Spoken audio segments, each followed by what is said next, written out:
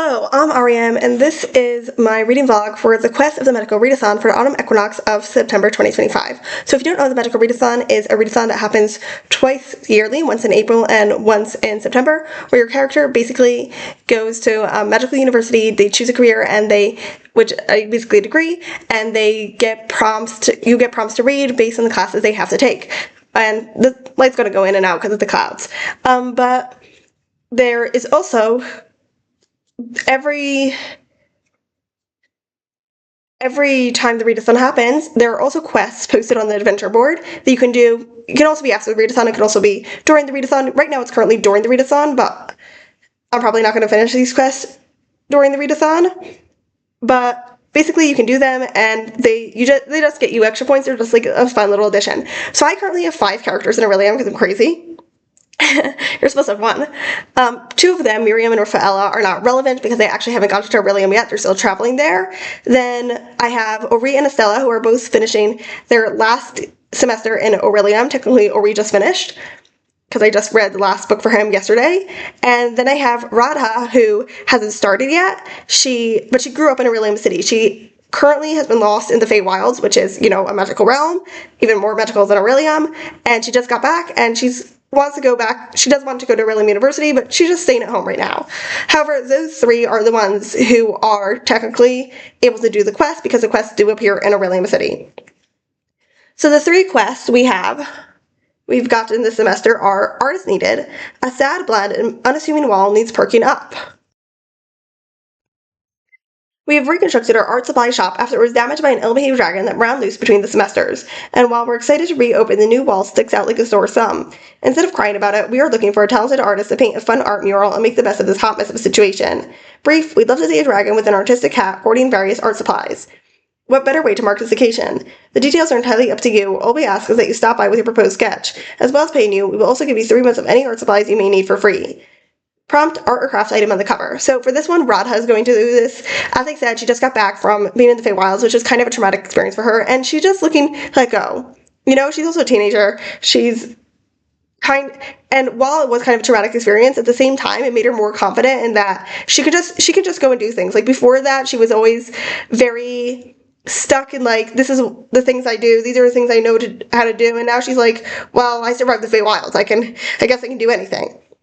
But the book I'm planning to read for this is Joplin Wishing, which is by Diane Stanley. It's a magical realism middle grade book about a girl who wishes for her friends, and then this girl appears, and it turns out she's stuck in a platter. And the art craft supply on the cover is that the platter that the girl is stuck in is on the cover of the book, except it's broken, so it's like mosaic. Then the next prompt is, beware, a tooth bunny has been spotted nearby. This is an odd little creature of unknown motives. We need all hands on deck so that there's no too much teeth around. They come out at night, so those who can sneak well are welcome. Bring mac and cheese. The prompt is a bunny or a smile on the cover. So Estella's not going to do this one just because she's a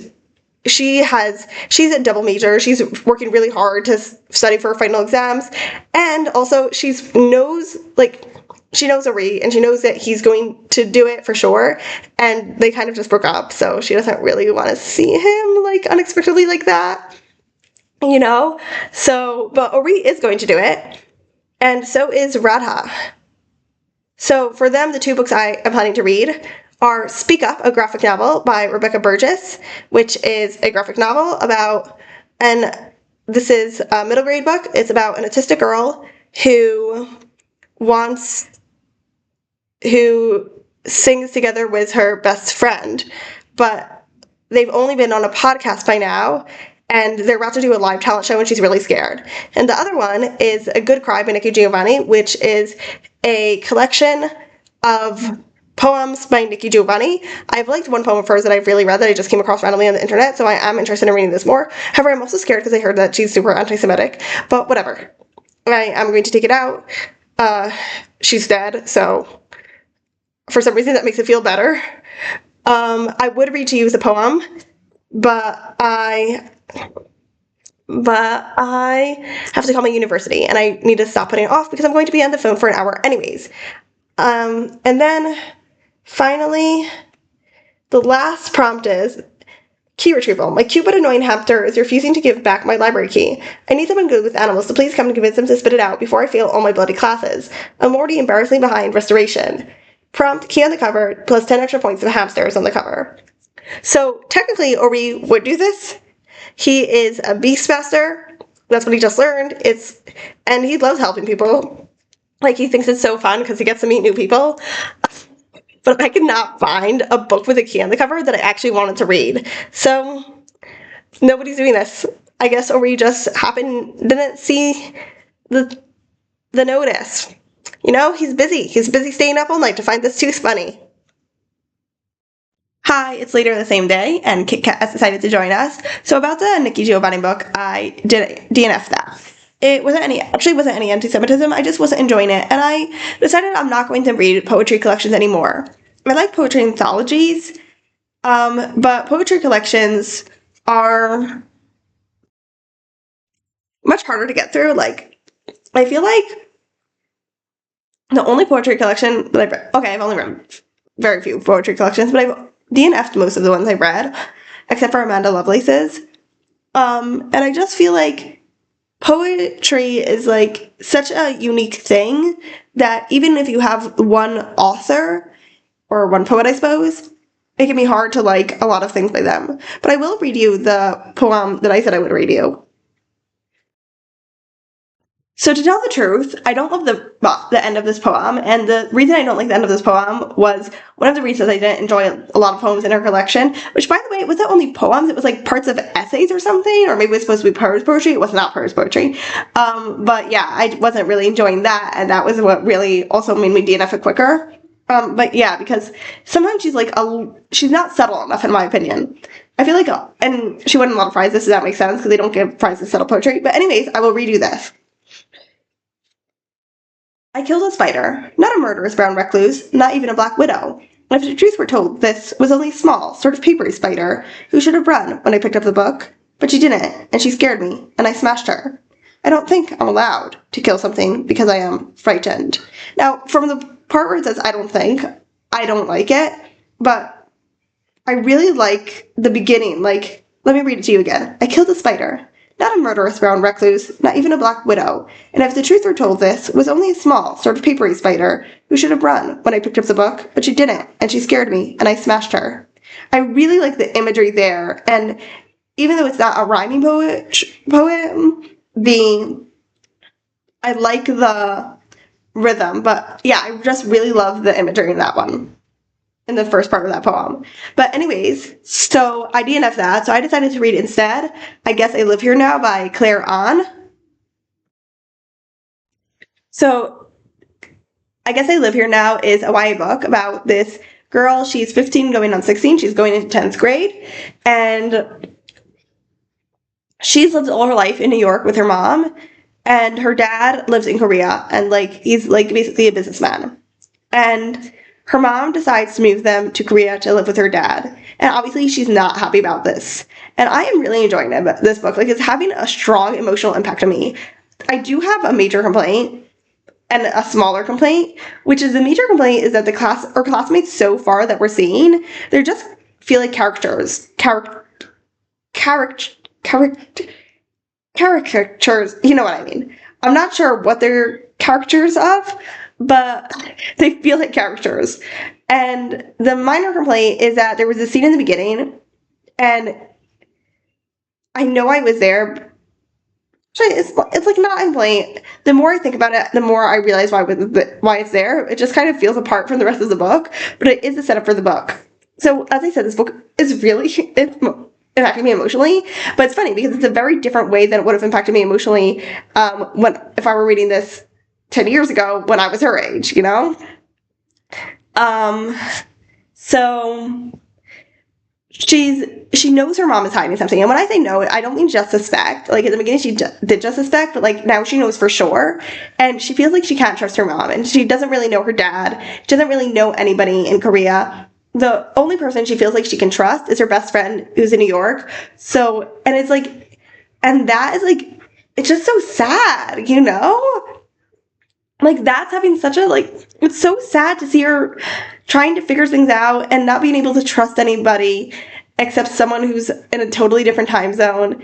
It's really sad. And she is going on a self-destructive path, which is kind of interesting because on one hand, she is straight A student. Grades are very important to her. She's like actually a good girl. She's not like I get good grades and get away with being bad. She's always been a good girl. And she, on the other hand, the self-destructive path is not the where what you would usually see. Like I feel like the stereotype of like someone like that is the self-destructive path is going to be like self-harm. And in her case, she's going more down the road of like alcohol and stuff. She's not there yet, but we can see her going down that road. Um,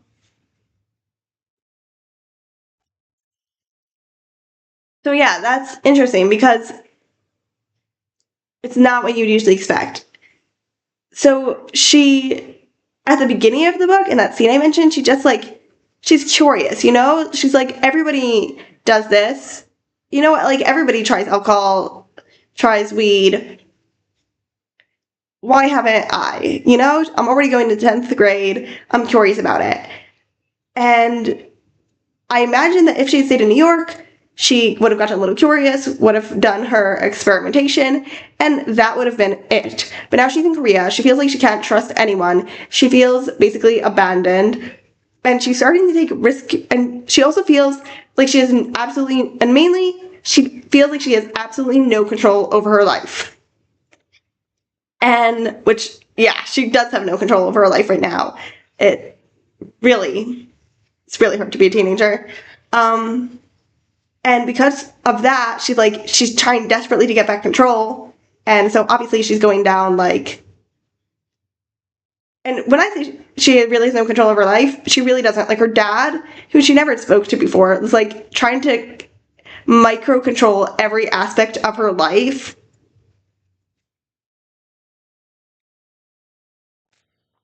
And this would obviously be hard for anyone, any teenager, but this is especially harder when she moves to a new place. She feels like she can't trust anyone, and she isn't used to this. Her mom and her had a very good relationship before this, and it's all fallen apart now. And part of that, and part of the reason she feels like she can't trust her mom is that her mom isn't really standing up for them. She is standing up for her a little bit, but she's not standing up for herself at all. And so she really is being microcontrolled by her dad. So she's trying to take back control, and because she has literally no control, the only control she feels like she can take is by doing everything he wouldn't want her to do. And as I said, so far, she hasn't really gone down anywhere dark, but I feel like it's getting there. So, oh, did I mention I'm 105 pages into the book, which is about a quarter of the way through. So yeah, I devoured it. I think I'm going to read more and then eat. Yeah. Say goodbye to Kit Kat. Kit Kat, say goodbye, baby. Good morning. It is the morning of September 29th, and I'm now 224 pages into I Guess I Live Here Now, and I'm still really enjoying it. So not much has happened overtly since I last spoke to you. She's still going down the same path. It's happening quite slowly, actually, but she is going down it. And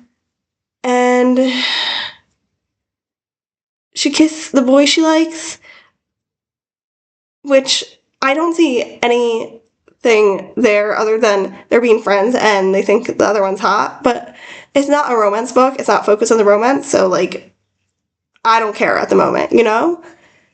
And she started growing apart from her friend in America, which is not a surprise, especially when they have not talked to each other for quite a long time in person because of the difference in hours. And then another thing happened, which I cannot say, which is a spoiler, but it's just happened and it's about to cause a lot of trouble for her, I think. But then the other thing, oh, and before I say the other thing, so another plotline that has been in here is her getting closer to her Korean heritage, I guess. Like, she's definitely felt Korean her whole life, but she's, like, never thought of Korea as her country, never really thought of Korean as her language, and she's never thought of Korean food as particularly her food any more than peanut butter sandwiches or Taco Bell. Like, it's all been her food. So now that she's been spending more time in Korea, I guess she's feeling more like, this is my country and stuff.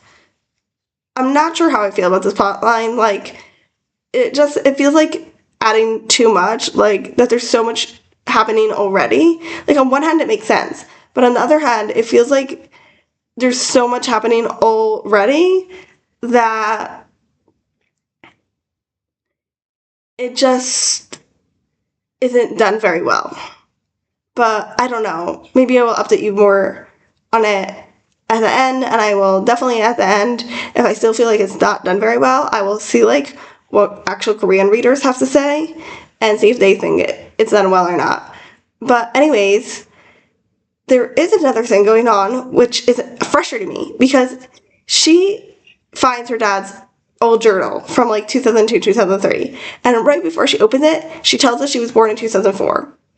And then she's opening it and she's translating the journal entries, and there keep on being stuff like Sunmi, which is her Korean name. Sunmi is so little. And she is just totally, she doesn't mention it once. And like, how do you not notice that? I know it's her Korean name, but she does answer to her Korean name. Sometimes people call her a Korean name. Like, how would you not notice that you're reading a journal from 2003, and she knows it's 2003. She says that multiple times, which is a year before. She was like, it's a year before I was born. Yeah, so why is Sunmi mentioned there? So there is a mystery happening, and I'm interested in finding out what it is, but I'm also annoyed, like, that she, like, it's so obviously that would not happen in real life, that nobody would notice, that the person reading wouldn't notice their own name, and I'm very frustrated about that.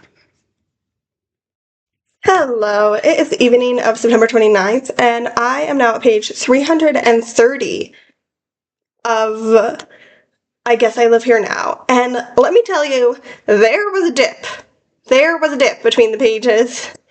And there in the middle, I'm at 79% now, and I'm enjoying it again, but there was a dip there where just the suspension of disbelief. I told you about one thing that I just could not believe, the suspension of disbelief. And then I continued reading this morning, and there were just like a whole section where there was just suspension of disbelief that is not believable, one after another, like a bunch of different things. And I was very frustrated. I was like, I was enjoying this book so much. What happened? And part of that is also because that part was also focused on her having a crush, and first of all, I didn't find it very believable. And like, there were some of the suspension of disbelief problems that I had were in there specifically. But also, I don't enjoy that stuff, so it probably made it even more stand out to me. But now we're back to like the emotional stuff. She's getting some answers, and I'm enjoying it again, so that's good. I also read Speak Up by Rebecca Burgess for the same prompt so let's say that I Guess I Live Here Now is for Radha, I think we said, and Speak Up is for Ori. So I read Speak Up for Ori. It is a graphic novel about an autistic girl who, did I say this already? I think I did. Anyways, I don't remember if I did, so I'll just say it again. Who puts online YouTube videos without her face, with her best friend, and people really love it, but they don't know it's her. And then a talent show comes up, and her best friend really, really, really wants to be in the talent show, and she doesn't. It was okay. Let's start with the illustrations.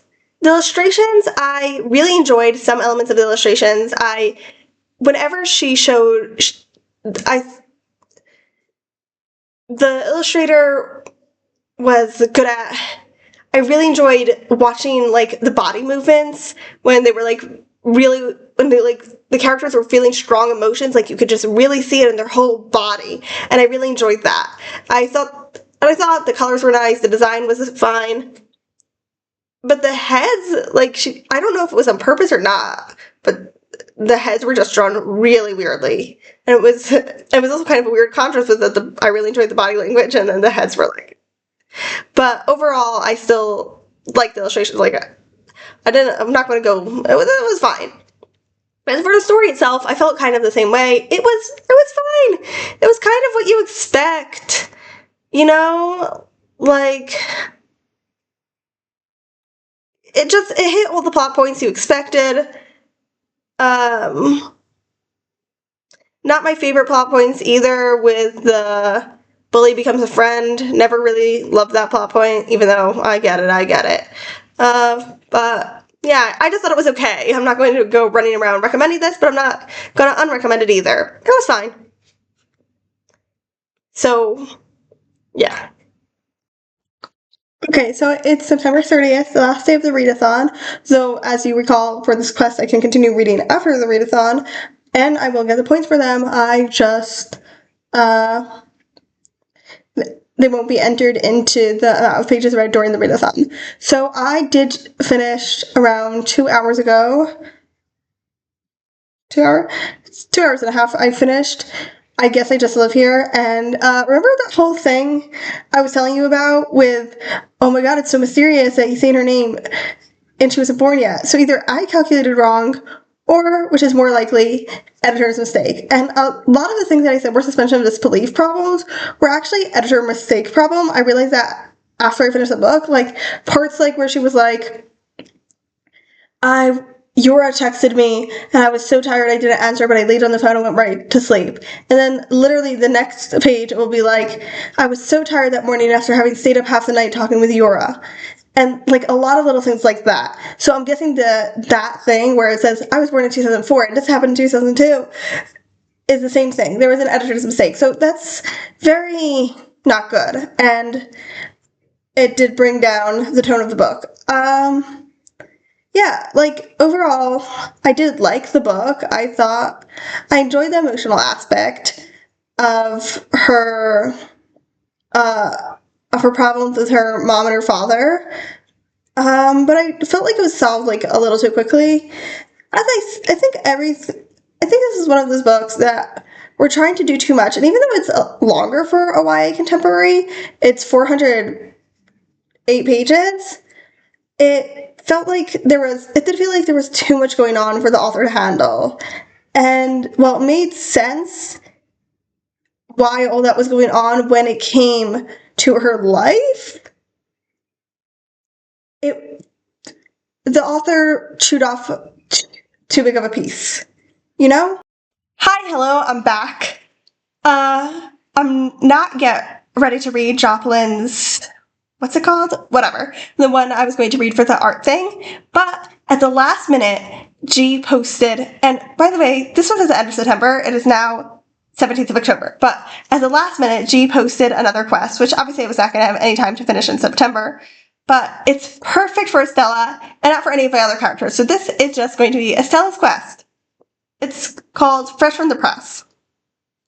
Looking for your next adventure without having to leave your room? Brilliant PillQuest Society is looking for avid readers to beta read some of the upcoming fiction publications. We would love your feedback. And the prompt is, last book you added to your TBR. So this is perfect for this coming Shabbos, because what I thought to do this Shabbos is read Harry Cat's Pet Puppy, and obviously this should not take me a long time to read. Children's book, very short.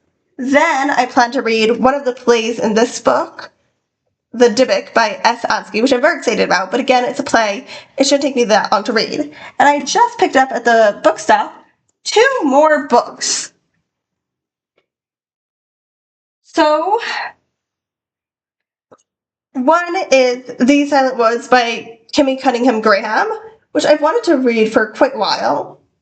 And the other, I've never heard of before, but sounded really good. Oops. I think I got paint on these books. Is The Man in the White Sharkskin Suit, My Family's Exodus from Old Cairo to the New World by Lucette Leganado.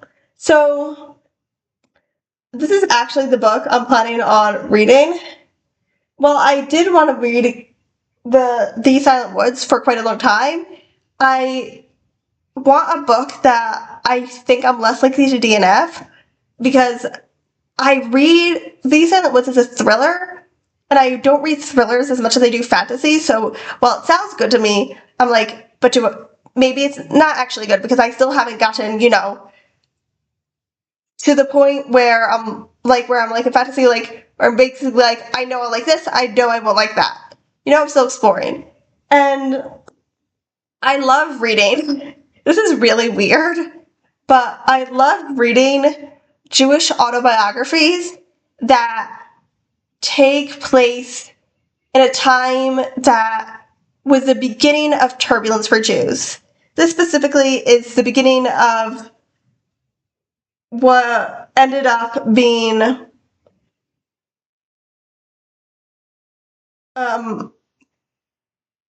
the 1950s. Oh, exiled is the word. In the 1950s, old Jews were exiled from Egypt, so I don't know when the set Legnado was born. Yeah, this starts in the 1940s. So it's leading up to it's leading up to the exile of the Jews from Egypt. So, yeah, I just said, so yeah, I do not plan to finish it all in one Shabbos, but there we are. Hello, it's October 18th, and as promised, I started but did not finish this book on Shabbos. So we are now at page 109, and I was wrong. This isn't really a memoir because it starts tons of years before she was born. And so I guess it's more of a family history, but I am finding myself very annoyed at the bias in it. Now, we all know when reading a memoir, an autobiography, anything like this, or a family history like this, there's going to be bias. And I don't know if the bias here is annoying me because it's particularly strong, or because it's the specific type of bias that is happening, or a combination of the two, which I think is most likely. So the thing is, the bias that is happening here is that this woman who writes this adores her father. They had a very special relationship.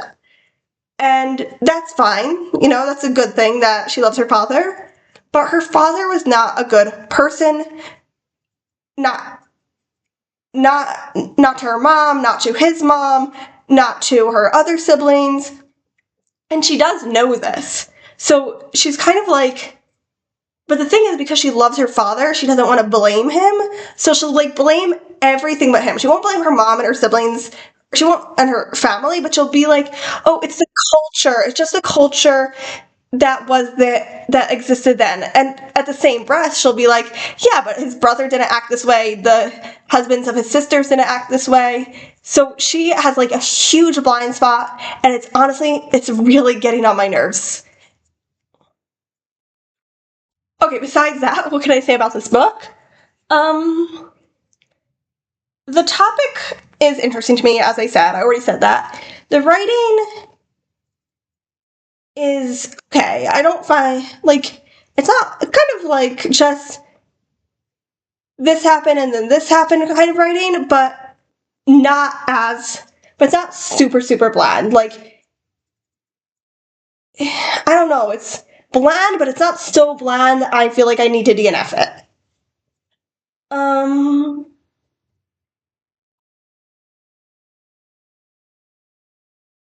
Yeah, like, the writing's okay. And I guess that's all I really have to say right now about this book. Okay, so remember how we talked about choosing a book I was less likely to DNF? Guess what? I DNF'd it.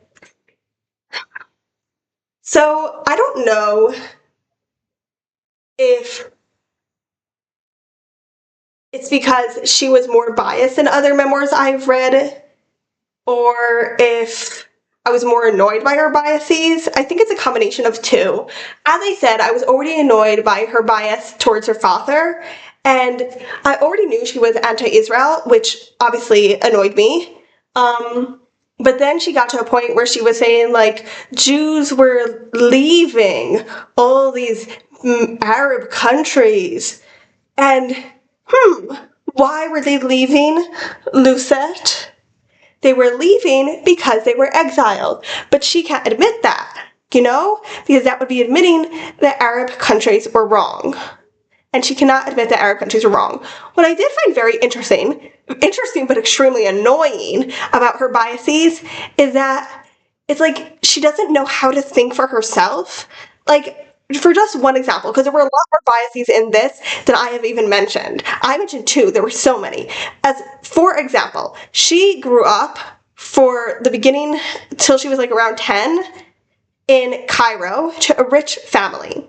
And her family was very classist. They looked down on poor Arabs. Throughout the book, to this day, you can see her derision for poor Arabs, specifically. And then she ends up moving to a blue-collar neighborhood in New York. Her parents still look down on the blue-collar workers, but she grows up there. These are her friends. These are her friends' parents. So she doesn't. She accepts them. And you can tell, and in this book that she's writing, when was this published?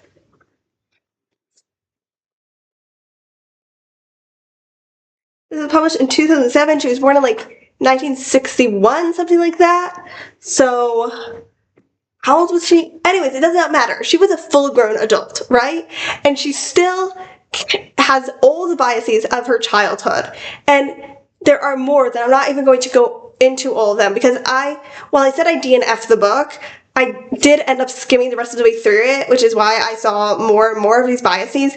And there are just so many of them. I'm not going to get into any of them. But yeah, I'm like, this author, in her mind, she's still stuck at like in a child's brain.